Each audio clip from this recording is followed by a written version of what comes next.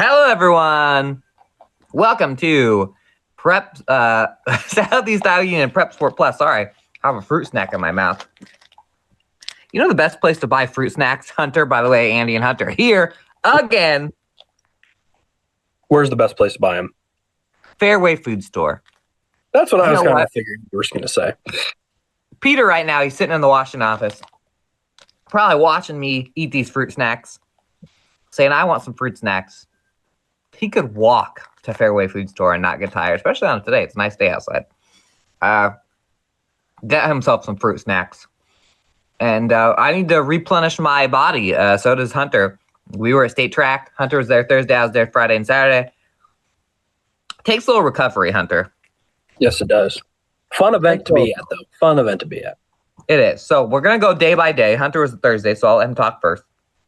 We're going to talk about our top memories, the top moments. You can read all about it in the newspaper. We had so many stories. We have 3 sports pages. We did all state track in the actual newspaper, and we still had two stories that we had to hold over. So we had a lot of stuff go on. Hunter, you were on Thursday. You were on Thursday duty. Tell me about Thursday.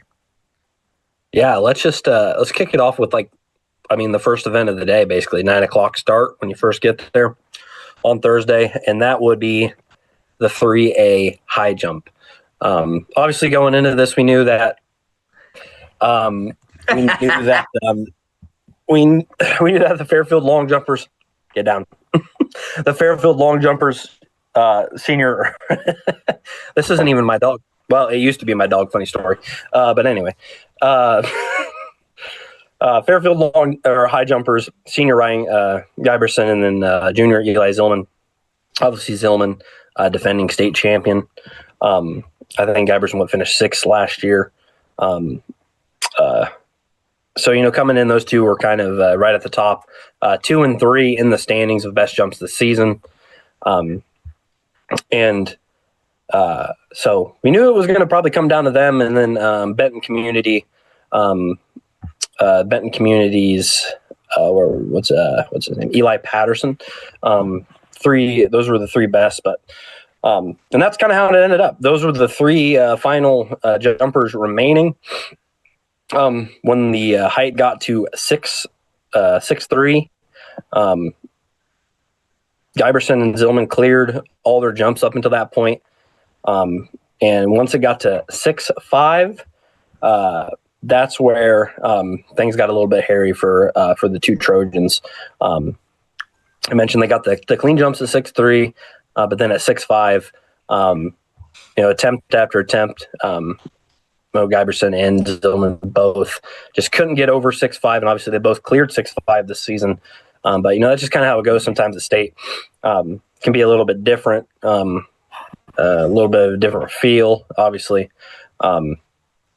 So the 2 end up tying for second with jumps of 6'3". Benton Communities, as I said, Eli Patterson goes on to clear 6'7" to take the 3A high jump crown. For Giberson, it marks the end of his high school jumping career, and obviously Zillman, I mentioned defending state champ. He's got a chance to do it again. Obviously, he really wanted to go back to back. And I will say one thing that I like about state track the most is that getting to talk to him after, it's always kind of cool to hear, just what they have to say. And for Giberson and Zillman, it was more about each other and how they're kind of going to they've pushed each other over the years just to get better. And obviously Zillman was pretty emotional after. And he said most of it, he's like, obviously, it sucked to lose, but it's more like I'm not going to have Ryan there to, help push me. And so it was really, really cool to hear them talk about how much they care for one another and just pushed each other throughout their career. So aside from the actual standings, that was probably one of my favorite parts of covering the high jump with those two. But moving on, I'll just mention what happened in the other high jump classes. Obviously, you saw the rest of these on your days there on Friday and Saturday, but Hillcrest Academy's Cale Bailey was the next highest high jump finisher. So Cale Bailey of Hillcrest Academy, Waco's Loudon Housingate, and Kyoto's Aiden Galindo were both in the 1A section. I mentioned Bailey being the highest finisher in that class for our area. He finished fourth with a jump of 6.1. Housengay had a 6.1 jump as well, PR for him. And then Galindo ended up 11th after clearing 5.11 there. And those were the only other high jumpers, just Class 1A. The Class 1A jumpers there. So, yeah, that's it from pretty much all the high jump action that happened on Thursday and then on Friday and Saturday for you. Real quick, if anybody wants to see any pictures of those kids jumping over high jumps, I'm pretty sure there's a picture of every single, at least boys high jumper that leapt already on SoutheastIowaUnion.com. Even if you're hacking into the show and not even watching it on Thursday, because I know we'll add some later. But yeah, yep. Oh, no, I'm frozen. Am I frozen for you? Oh, there we go. Yeah, there you're back. Go on. Yeah, and then we'll jump into some of the most successful athletes of the weekend. We're both in long jump, highest finishers in the long jump. And we had a lot of long jump was the one event that we had the most kids in the area, like total. There was a ton of kids that qualified in long jump. But really, paced by Mid Prairie freshman Georgia Evans and New London's London Franklin. Both of those two, obviously Evans being in 2A girls, and then Franklin being in the 1A boys, jumped on Thursday. Both finished second overall. Sorry to yell at the dog for a second. You're good. So there were a total of 8 area athletes, mentioning how many jumpers there were between 1A and 2A.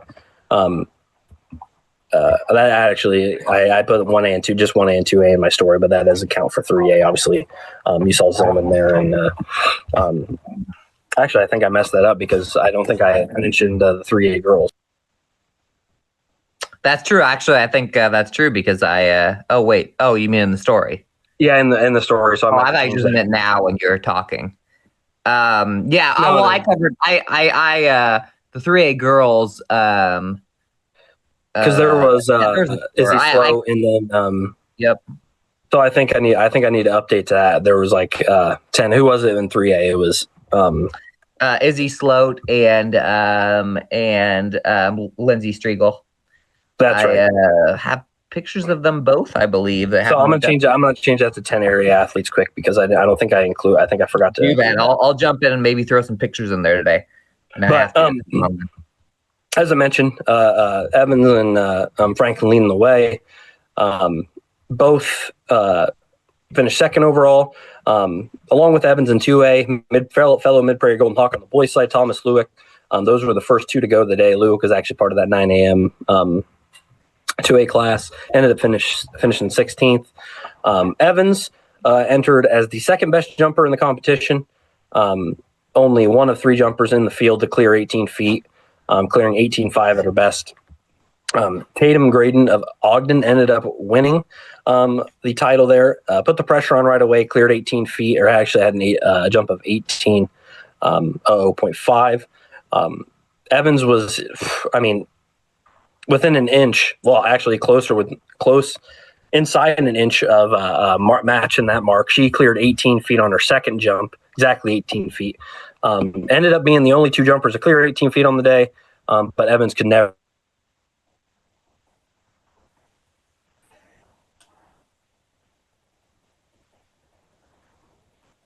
Uh-oh, someone's frozen. Is it Hunter?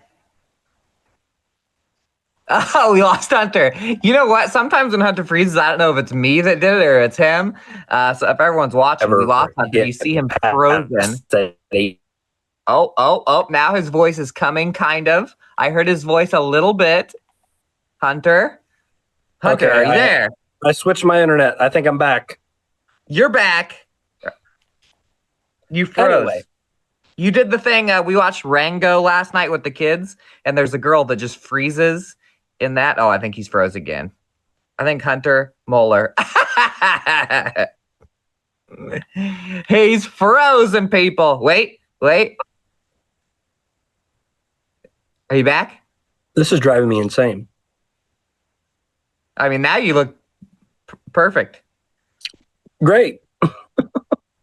right. Anyway, you were talking about the long jumps. You were talking about Georgia Evans, and I believe that you cut out as you were talking about how close she came. Yes. So she came within half an inch initially, and then Graydon Ogden ended up extending that with her final jump of the day. Obviously, it was already over by that point because she was the last jumper to go. But anyway, my point was for Evans, I mean, obviously being a freshman, one of the more standout performances for her, and I know you'll get into her later events. Oh, definitely. On Thursday, she did qualify for the finals of the 100 and 200. So I got to see that on Thursday, but you'll get to the finals of that. But in the 1A field, Franklin entered as the number 2 ranked competitor. Obviously, fellow Southeast Iowa Super Conference jumper Hillcrest Academy's own Owen Scott was the number 1 jumper coming in. Scott cleared a 22.7.75 on the season. Franklin 21.11.25. And this was, I mentioned, being a big field.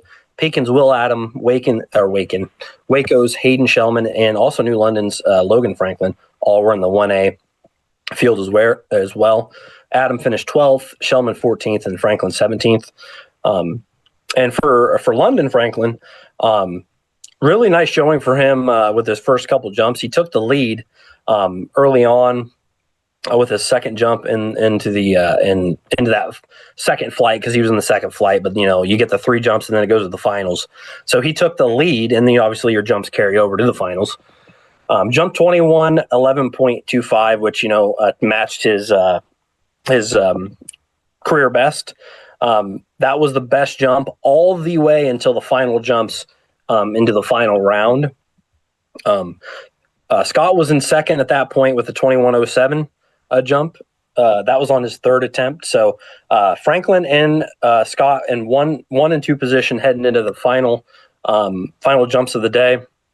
And then obviously it was just it was a tough not a tough go. I mean, you got to give credit where credit is due. Wes Hancock's sophomore Giovanni Garcia, who has a career best jump of 22.7, I believe it was. Anyway, hadn't cleared like 21.5 on the day.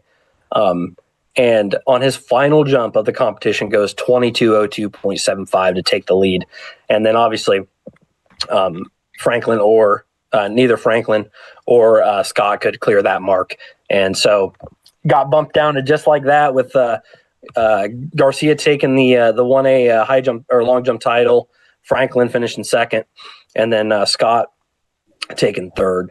So tough way to end when he was leading for most of that competition there from his the start of his flight basically, and then all the way to the final jumps there. But really good showing for Franklin, who had been kind of pushed. I mean, Scott and Franklin pushed each other basically through every meet of the season. And I'm not sure if London ever got the better of Owen Scott through the season. So it was just it was pretty cool to see those two go off on the big stage with each other. We had a good amount, especially in 1A, of situations where our some of our better kids that had better chances of finishing top 5 were their competition was also our kids. That happened with, I'll talk more about Columbus and New London in the sprints, but that was a pretty common deal there. Yeah, and then just real quick, I'll just mention the 3A real quick, and then if you want to jump in with just mention the Mount Pleasant girls that I forgot to put in, I can add them in quick too. But Winfield Mount Union was represented in the long jump as well with Kinley Buffington, freshman, another freshman. She finished 7th with a 16.08 jump in 1A there, and then Fairfield had a pair of jumpers with Zillman, as I mentioned earlier, finished 7th on Friday morning. You saw that, and then Spencer McCready took 15th as well in that 3A field. And then if you want to mention the Mount Pleasant jumpers real quick, you can. Yeah, I will. So Mount Pleasant, Izzy Sloat almost made the finals. When you make the finals, you get the 3 extra jumps, but you also score if you're top 8. Everybody else is eliminated, so you've clinched scoring. Izzy got 9th. Lindsay Striegel did not make, I forget exactly her finish, but she didn't come too close to 8th place but I have a picture of them both as well as the Fairfield kids, and I don't know if it was like this. Which way were they jumping when the 1A was? Were they jumping towards like the discus, like where they're jumping towards where the discus is? No, they were jumping like towards where, like back towards like where the media tunnel was. Oh, really? Okay, same with me then. Same with me on Friday, and there was a big controversy last year between the media and the like the judges, the people who are making sure that you don't do anything wrong, because they told media people not to stand, not to sit right behind the sand, which I thought was reasonable, because that's pretty darn close. But somehow our ilk won that, so I was sitting right behind the sand. I got some sand in my shorts and my shoes. I actually have a picture of Eli, which will go in. I think I might throw it on our picture page of Eli Zillman landing in the sand, and sand is completely covering his. Maybe I'll tweet it out and be like, "Guess who this is?" See if anybody can guess. Anyway, yeah. So that happened. So I show up on Friday, and we had the jumpers. We had your normal Friday things, which is like the distance medley final and the 1A discus and all that stuff. Anyway, I have three. So the whole time you were there, you kept texting me like, man, you just got all these second place finishers. No state champions for Hunter on Thursday. So then I show up on Friday, and through 2A and 3A, we did not have a state champion. We had some good finishers, but not until the 1A discus on Friday, we finally got our first state champion. And it was Anna Hadley, who had just failed to defend her shot put title the day before. So Hadley goes into discus. She won discus as a freshman. She throws, so she goes as one of the favorites. She ends up throwing a state record 150 feet 9 inches, and 5 of her 6 throws were over 140 feet. So she did what she did a couple of years ago when she won the discus, which is she actually had the top 2 or 3 throws then too. So it wasn't even really that close. I was able to see the throw, not only the throw that gave her the lead in the first place, because, when there's only one of us, you were going back and forth between that and the track, but I also saw the record-breaking throw. So pictures of her, there's a cool picture of her with her, with the little thing that says 150.09, the board or whatever. So she gives Pekin 10 points immediately, and she already got, 6th, I believe, in the shot put the day before. So I was able to see her throw on Thursday. That was my first state championship. And then later on that is actually the next day, Saturday, Winfield Mount Union's Colby Newsom. Now, he came in as one of the favorites in the 800, but heading into this year, and he did do well in the 400-meter dash on Thursday, 4th, I believe. But heading into this year, he never scored. He was 9th. He said he was 9th in the 800 last year. He was 9th at the Drake Relays. He was 9th in cross country. Could never break in. And he ran a great 800. Ends up winning the 800. Him and another kid were going right down the backstretch together. He cross tape in a minute 53.83 seconds for his first state championship. He had, if you look at pictures, so he had, his hair was dyed with a W in the back. In fact, let me say, on Thursday. You have a W in the back on Thursday? No, it wasn't dyed. His hair was just normal on Thursday. He's like, he's probably. No, I'm pretty sure it was like his normal. So he probably was like, I got to get like some aura going here. Maybe. Well, speaking of aura, so one thing I realized just is that I was like, man, there's a lot of kids with crazy hair. I mean, with like suits from cards like clubs and spades in their hair, and glitter, and purple and blue or whatever colors. I'm colorblind, but and Colby had this W in the back of his hair. I was like, man, it's crazy how many kids have that. And then I realized that of the non-union area competitors, that maybe 10% of people had that. Of our kids, of the union area kids, like 90% of people had that. So it's almost, because Pekin Pekin, Van Buren, those kids had some crazy hair. They were the ones that had like the spades and the clubs in their hair.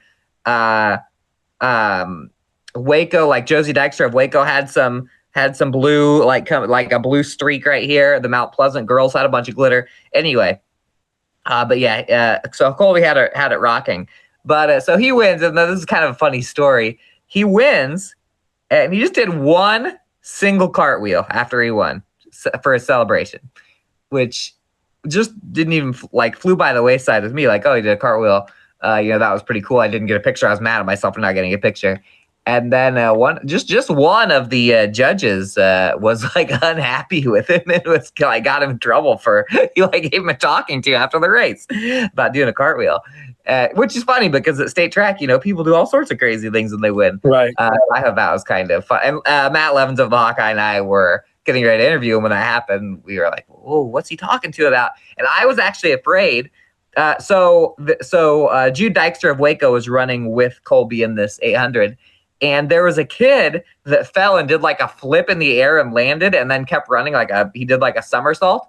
And there was a little part of me that was like, oh, I hope it doesn't turn out that either Newsom or Dykstra was the one who made him, bumped him. I didn't think they were. But so for a second, I was like, oh, I hope he's not telling him he's disqualified. But anyway, so yeah, that was cool that Colby was able to win that one. And then our third state championship was the New London 4x1 team. And now I'm going through all my. So the story in the paper is we put New London and Columbus together because New London and Columbus were in the sprints and the hurdles together all weekend. But the best finish was the 4x1. This is Cale Westerbeck, Gavin Strawhacker, Brigham Porter, and London Franklin. 42.5 seconds. They won by just over 0.3 of a second against Lisbon. Lisbon was a team that we were very nervous about, one of the fastest teams. Pretty much. My dog hates Lisbon track. Anyway, besides New London and Columbus, and 4x1 is kind of a crapshoot anyway. But besides New London and Columbus, Lisbon was a team like, oh, that there to watch out for. And so it's funny because I made the comment like, man, we might need Lisbon to drop a baton if we're going to get a state champion in our area. And then Lisbon did drop a baton, but not in that race. They dropped it as the favorites of another race, the sprint medley. Anyway, so New London goes out, beats Lisbon, a huge win for them. They had already gotten second in the 4x2. They had already gotten a second place in the long jump, which you just talked about. So they ended up with 30 points after it was all said and done, which tied them in fifth. And Columbus also got 30 points. Columbus probably could have got more. The Wildcats got second in the shuttle hurdle relay. That quartet was Riley Kalberg, Jonathan Miranda, Alexander Reese, and Lamar Ciant. We know Lamar Ciant and Alexander Reese were in a ton of stuff this weekend. Columbus boys won their heat, their section, the first section, the slow section, and then I got the privilege of, and we might have a picture of them in the picture page on this of taking pictures of them watching the second one and hoping for like somebody got disqualified for a false start, and every single time one of the other teams would click a hurdle, the Columbus kids would be like, oh, because they knew that meant that was that many tenths of a second that were off the time. But Columbus got second in that. Columbus got fourth in the 4x1. They had a second and a fourth. Ciant got second, and Reese got fourth in the 110-meter hurdles. So when all that came together, New London and Columbus were both part of a tie for fifth. So just a few spots off of the top three. For the first time in a long time, Hunter, we didn't have anybody get a team trophy. Right. I know. Which was a little wild. Though. New London got some big points from that 4x1. And them and Columbus tied for fifth, right? Yeah, tied for fifth with those 30 points. And then we had another fifth place team, which I'll talk about now, the Mid Prairie Girls, who, I've been doing this for years. And it's like when it's 1,500, 3,800 time, that's usually Mid Prairie distance medley time. Mid Prairie got so Mid Prairie got a huge portion of their points from their sprinter / hurdle crew, well, their sprinter crew. Now, Georgia Evans is part of that, and she got second place points in the long jump. So I kind of count that in my brain because that's not technically a sprint event. But Mid Prairie went out and took third in the 4x1. This is Tessa Bombay, Miley Hirschberger, Jovi Evans, and Georgia Evans. They got third in the 4x1. And both the Evans girls made the finals in the 100 and 200 meter dash. You got to see them qualify. Luckily, they ran side by side in one of those races, the 4x1. So I got a picture of them in the paper and online of the two Evans girls running against each other.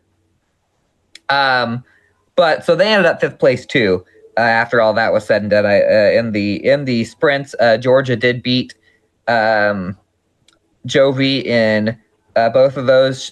Georgia got second in the 100 meter dash in just over 12 seconds. And she got third in the 200 meter dash.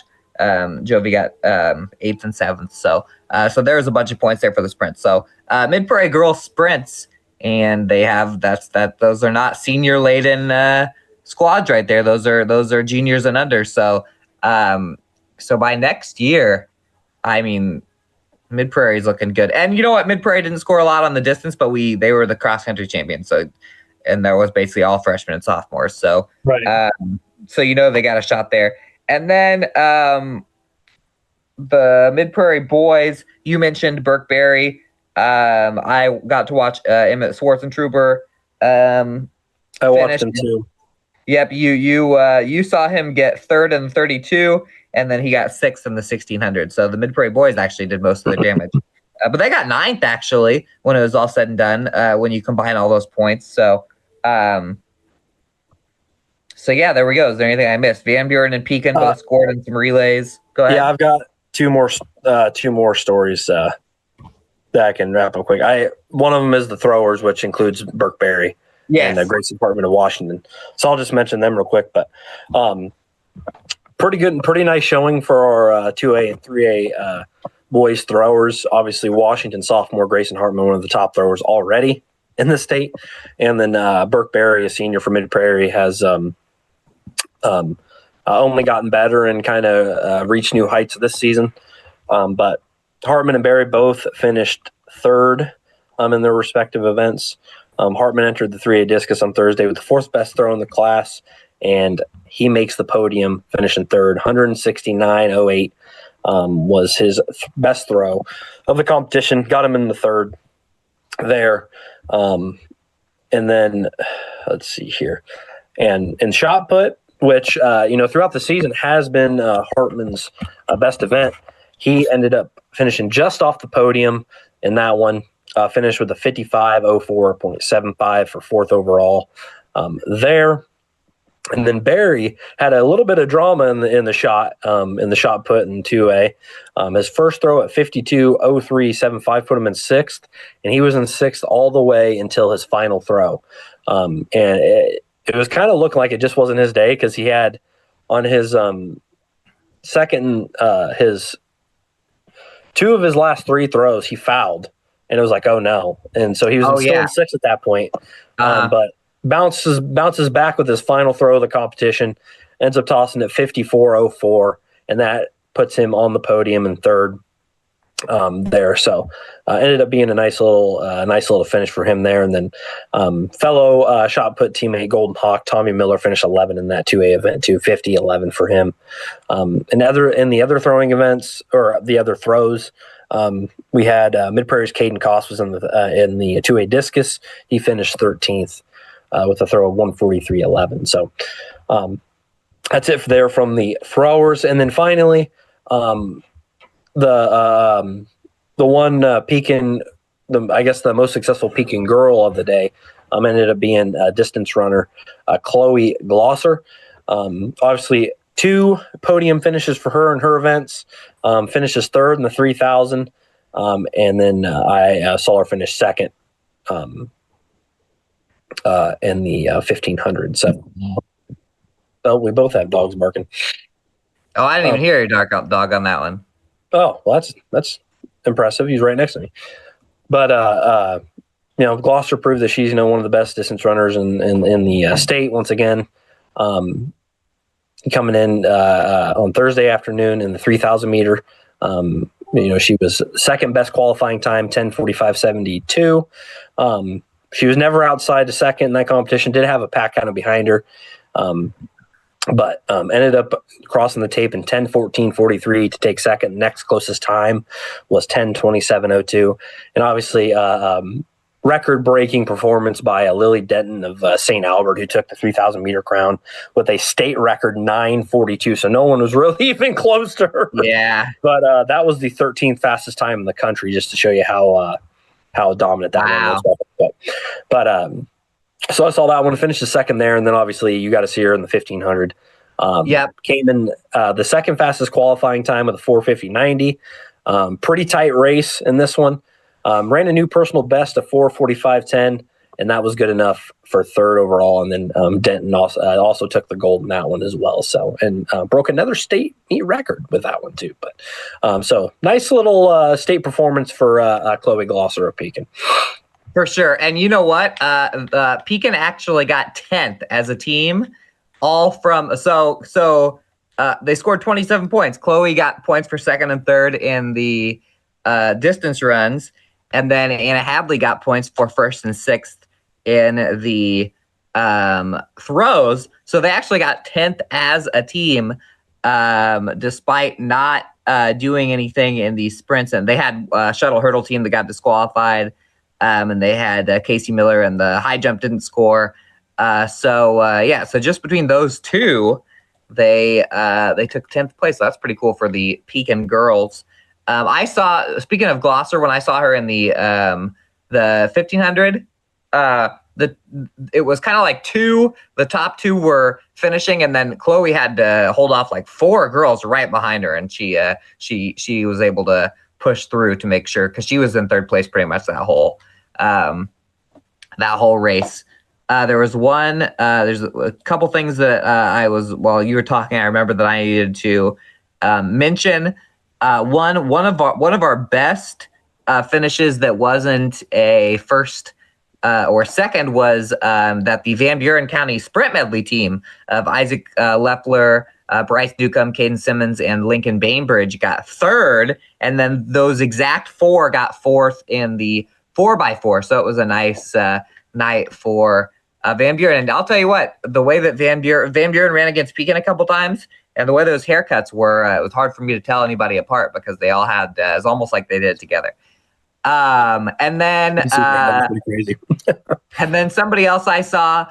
So we had three in the para events. We have the two wheelchairs. Jaden Stafford got 3 seconds and a third. A couple of fast wheelchair racers. There's this Shenandoah kid. I've never seen someone even keep up with Jaden Stafford, and they went neck and neck to a few of those races. And then we had fun last week, Hunter, listening to you try and pronounce the word ambulatory. Yeah. And Pekin's Tia Orgavani, she ran in the 100-meter ambulatory. You want to try it? Nope. Dash on Saturday. So that was the only one she ran. So we have 3 in the para events. So we have that's one of the stories that'll be going in Thursday. So today, when you're watching, that's already up online. So we got pictures of all 3 of those ones. So, and they score differently. They score in their own thing. And so Tia got third in that race, but that didn't count for the girls, for Pekin girls for any points. So if it did, Mid Prairie boys would have been dominant, because if they would have got those wheelchair wins along with their other kids the last few years, that would have been something else. So I think that's it. Do we miss anything?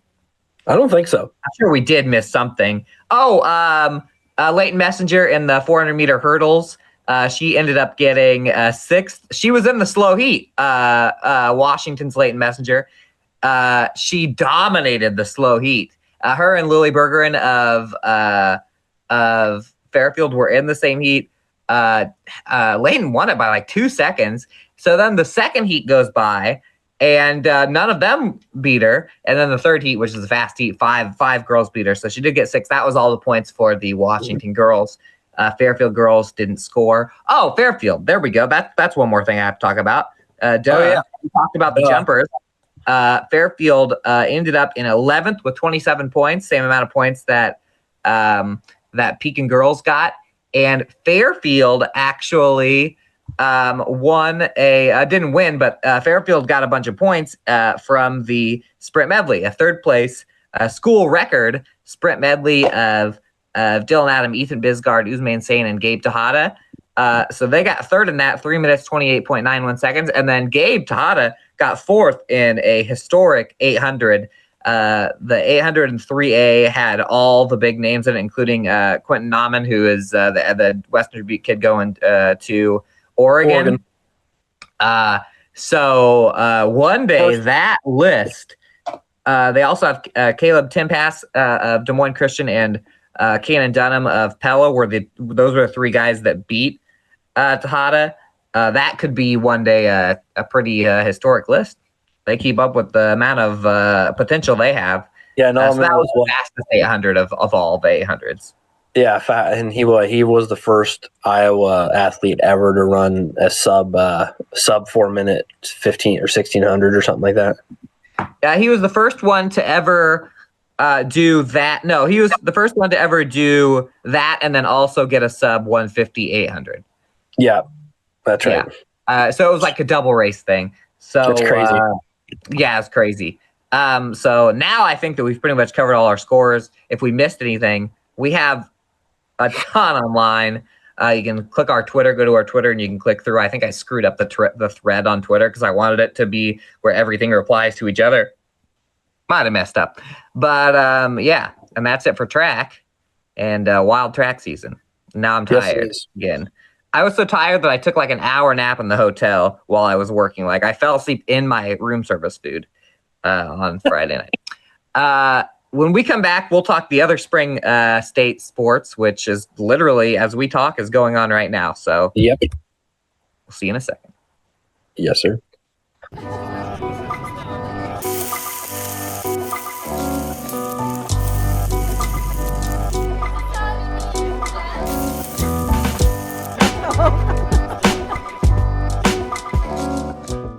Introducing Hy-Vee Market Grill, where every meal is a delight. Start your day with our mouthwatering breakfast options and savor flavorful lunches with friends and family. Cap off your day with our delectable dinners. Hy-Vee Market Grill, where every moment is delicious. The Connie and Amanda team is dedicated to giving back to our community by actively engaging with our clients, businesses, and the public. When it comes to helping you find your next home, investment, or commercial space, the Connie and Amanda team is here for you. Washington County Hospital and Clinics, providing quality health care that puts you first. Whether during a hospital stay, seeing a primary care provider for wellness exams or sick visits, minor surgery to a total joint replacement, or recovering from an injury, we're here when you need us. More than you expect for your health care. Washington County Hospital and Clinics. Hello, everyone, and welcome back to Southeast Iowa Union Prep Sports Plus powered by Fairway. Hunter, we're going to talk a little quick golf. Now, as we talk, everybody, golf is actually going on right now. Hillcrest Academy boys are in the 1A tournament over there in Waterloo, and the Washington boys are in Cedar Falls. We've got Mr. Ben Lamprick of the Central Iowa Papers. He's there getting us some pictures of all of our kids, which is just the Hillcrest team, and Drew Conrad of Washington. I'm going to read off the leaderboard for right now. They're playing right now in day 2. So team-wise, we'll go 3A first. Right now, Drew Conrad tied in 13th. He's +2, which is what he finished out yesterday. So there hasn't even been an update. So day 1, Drew Conrad tied for 13th with a +2, which is 7 shots. 7 shots off the lead. The lead was -5. He's there playing individually, of course. Wait a minute, who was leading that? Oh, a Nevada kid. I thought it was the Williamsburg kid for a second. Is Nevada in here as a team? No, so I think he's playing with the leader. There was a Solon kid that was leading. Yeah, there was. That kid went -2. There's a Gilbert kid, Ryan Lynch, who's second. Parker Rogers is the name of the Nevada kid. Gilbert is a team in there. I think that Nevada kid, is an individual. So he might be playing with Conrad today. I bet you I could actually tell you that right now. Hole 1, hole 2, hole 3. Well, I was all just talking to nothing. I'll check on that here in a second. But so there's some individual chance that there's going to be a little bit of that kid's not playing with Drew. That there's going to be a little bit of individual glory there if he can get in the top 10. And then in Class 1A Hunter, now the leaderboard as a team, Hillcrest Academy is not faring super well as far as a real chance to climb up and win the state championship like they did in 2023. They sit at plus 50, 7th place after day one, which they're 5 strokes out of third place where Woodbine is, and then 13 strokes off of South Winneshiek for second. Boyden Hull's way above everyone. They're leading by 21 strokes. Boyden Hull is. But individually, Hunter, there's some intrigue individually. After day one, Liam Schrock, third place, +3, 4 shots off the lead. Rowan Miller tied for fourth, +4, 5 shots off the lead. So there are 2 Hillcrest Academy kids that are in the top 4 and or top 5, however you want to say it, because he's tied for fourth, so the top 5 for sure.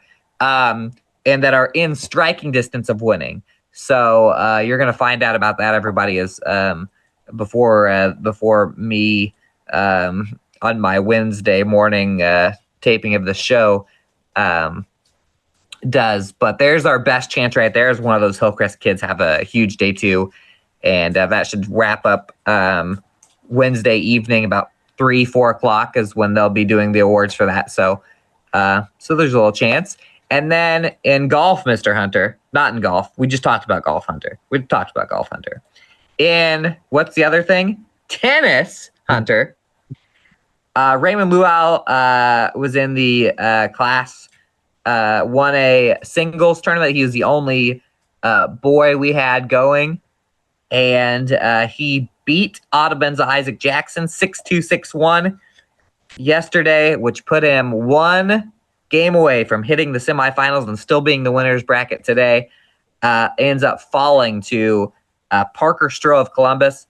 This was a tough one.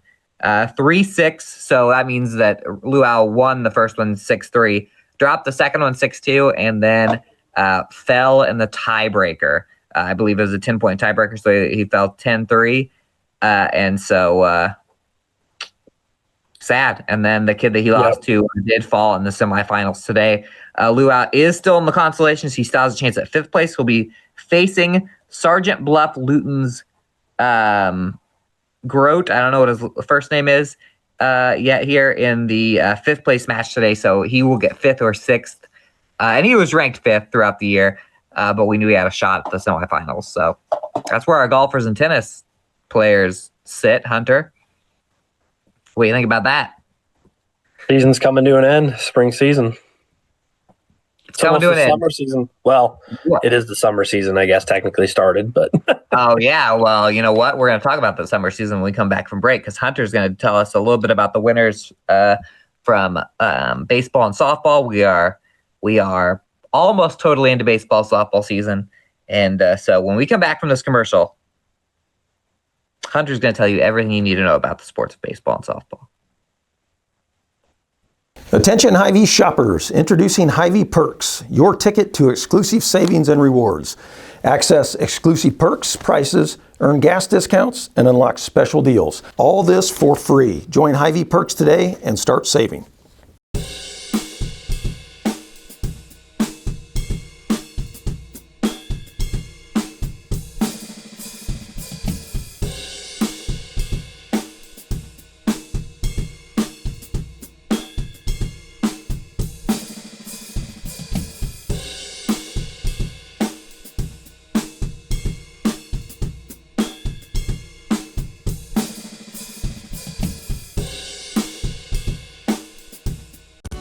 At Seafirst Credit Union, we're all about making connections, like how we connect you with a flexible financing you need to install that all-season room or remodel your kitchen with a home equity line of credit.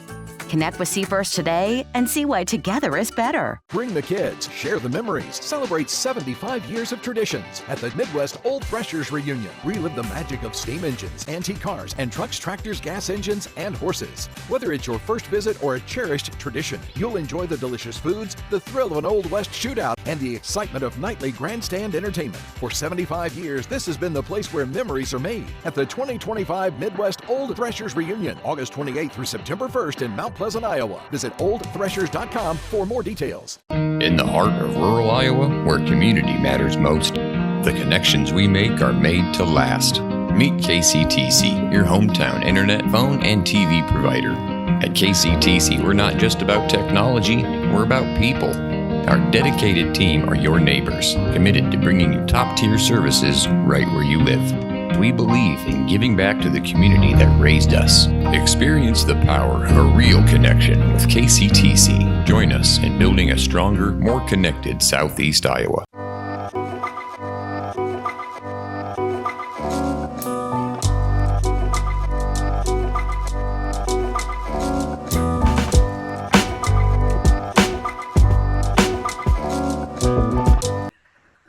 Welcome back, Southeast Iowa Union Prep Sports Plus.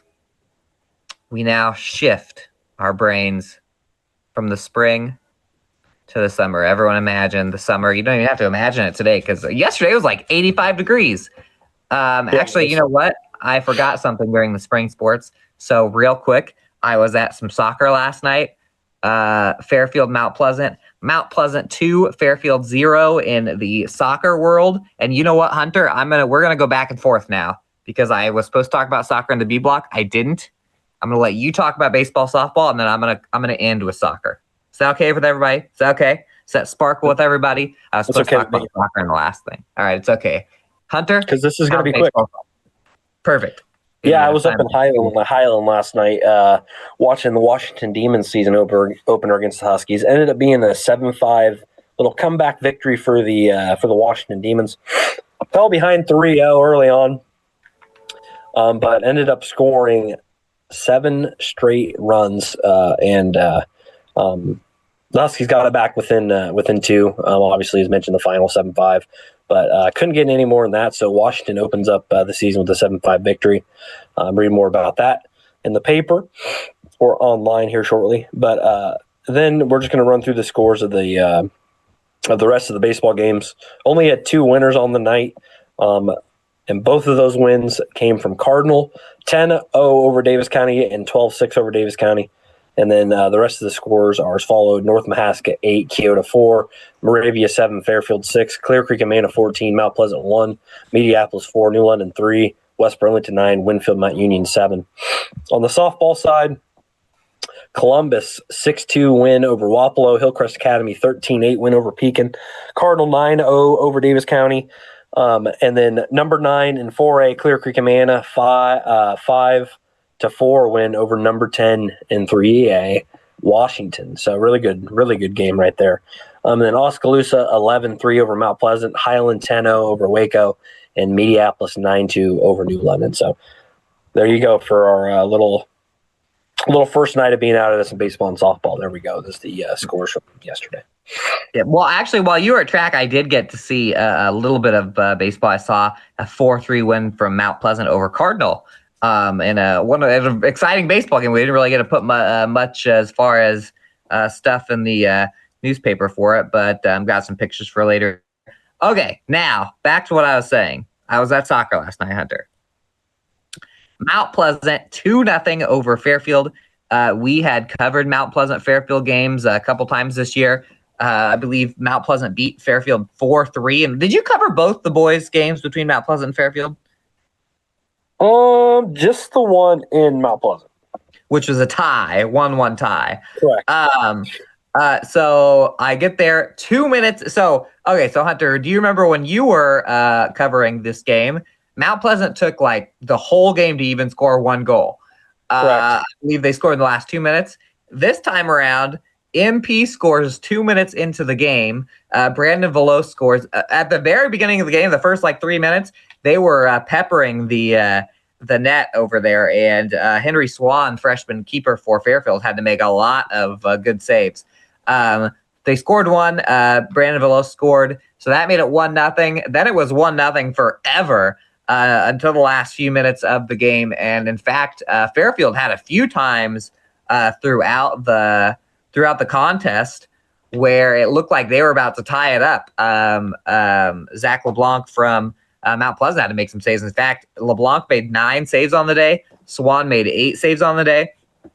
But a header from Asa Rose in the last 10 minutes ends up burying the Trojans and helping the Mount Pleasant Panthers move on in the Class 2A District 6 bracket. They will be playing Williamsburg. Williamsburg beats Clark 4-0, so not a total blowout. Clark stuck with the top-seeded Williamsburg Raiders. The Raiders. And the Raiders, and that will be played today's Thursday night at 7 o'clock. Mount Pleasant will be at Williamsburg. Mount Pleasant has a really good chance. We were looking at the bracket and who Williamsburg's played in those teams. Should be a really good chance for Mount Pleasant to get a win there. I agree. I think it's going to be there's a legitimate chance we have. We never have people go to state soccer, but I don't think it's out of the question at all. And then also in some local soccer, I had covered Danville's win over Waco. Danville, New London had to go all the way up to West Liberty, lost 10-0 there out in boys soccer. Girls soccer, now this is happening tonight. So last night, if you're watching, we have 2 teams left in the Class 1A Region 3 bracket. Neither of them are exactly favored tonight. Mid-Prairie, who beat Mount Pleasant in a thriller the Hunters covered last week. They beat them 2-1. They will be at Mediapolis. Mid-Prairie comes with that one 6-10-3. Mediapolis 11-5-1. And on the other side of that bracket, Washington, who I covered, beat West Liberty 1-0. Has to go at it with the team that dropped 12 on Fairfield the other day, the Assumption Knights. And if Washington can pull off a monster upset, then I think we should fund a parade for next week. And our show is from the parade. Assumption is a great team, so hopefully Washington can pull off the shocker tonight. Have to go all the way up there to Davenport to take that one. Oh, I'm seeing that there's a little bit of weather. Maybe maybe the weather will be a little bit of an equalizer tonight. Assumption's very good. Could be. So hopefully we'll have some soccer teams left next week, and we'll be talking about state soccer. But yeah, as you said, I think the Mount Pleasant boys have enough to, if they play a really, really good game, to really give Williamsburg a good battle. If we have a double upset tonight, we could have Mid-Prairie and Washington going at it for a state. That would be this weekend. So that would be awesome. That'd be pretty cool. But yeah, that's what we got for you. Everybody. That's what we got for you. See us in the baseball, softball fields. People say, hey, you know what? People said, hey, I saw you at state track, but I didn't yell at you. Didn't want to distract you. You got to yell at us. Come say hi. We'll be sitting there, baseball, softball. We like to chat with you. So you see us at baseball, softball. Come say hi. And tell everybody about this show. School's out. Summer break. Not for us. We'll be here. You got anything else to add, Hunter? I don't. When will we see him? Next week. Next week. See you next week.